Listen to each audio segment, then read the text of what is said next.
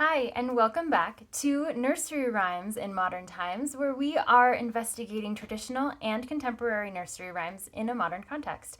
Today we're going to be talking about the Noble Duke of York. So if you're familiar with this song, you probably know the lyrics. If you are not familiar, I will say it for you now. This is one that we tend to use a lot in Baby Storytime. So it goes like this.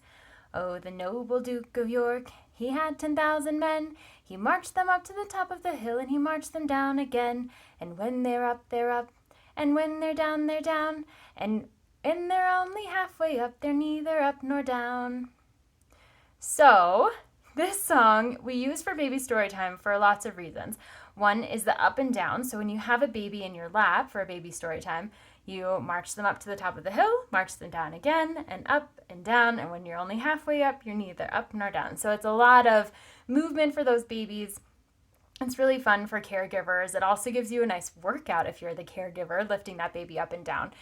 But then we need to kind of think about a little bit what this song is actually about. There are a lot of really great reasons to use it, but the noble Duke of York, was that an actual person? And he had 10,000 men. So 10,000 men generally means that there's some sort of conflict, and perhaps it's an army going up and down a hill again.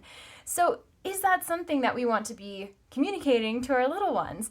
So as you're doing these kinds of story times and these songs and story times, yes, they're super fun.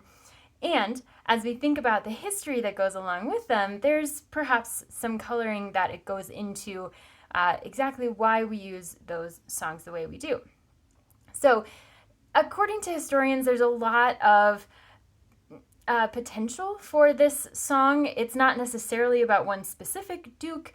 If it is, it's about them kind of advancing and retreating, which maybe isn't very nice to that duke either. But the idea behind the nursery rhyme and its contemporary usage is just a lot of up and down and kind of talking about directions and making that movement really fun. So from a child development perspective, gross motor movement, like those movements going up and down, and if you have toddlers, perhaps they're doing the up and down by themselves, you're building all of the strength that they need to get fine motor movement later that will lead to writing. So there's a lot of benefit to those gross motor movements. Does it have to come from this song? No, not necessarily. It just happens to be one that's been around for a long time, hundreds of years, and that tends to be pretty commonly known among generations. So those are reasons to use it in your story time. Are there other options? Definitely. Head, shoulders, knees, and toes is a great one, and you can do that with babies too. You take their arms and you kind of manipulate them around their body. We've talked about head, shoulders, knees, and toes before in this conversation.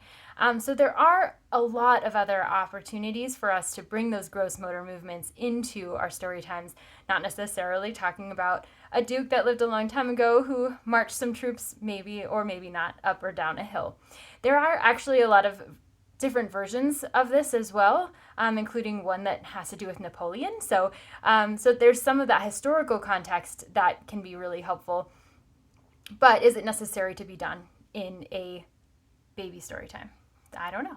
So that's part of the question that we're kind of talking about today. I'd love to know if you use the Grand Old Duke of York in your own story time, if you have had it before, if you have found a different alternative song that you find does the same thing but in a different way, and how you feel about using a song that is potentially talking about an army kind of advancing and retreating when you're talking with a baby story time. So as always, please remember to like, subscribe, and share this so that we can have the conversation go past just me and you. And also, if you have anything that you'd like to share, please share them in the comments, or you can reach out to me directly. My contact information is below this video as well. I really appreciate you taking the time to sit with me, to kind of think about these big ideas with me, and to share your thoughts as well. Thank you so much, and we'll see you next time.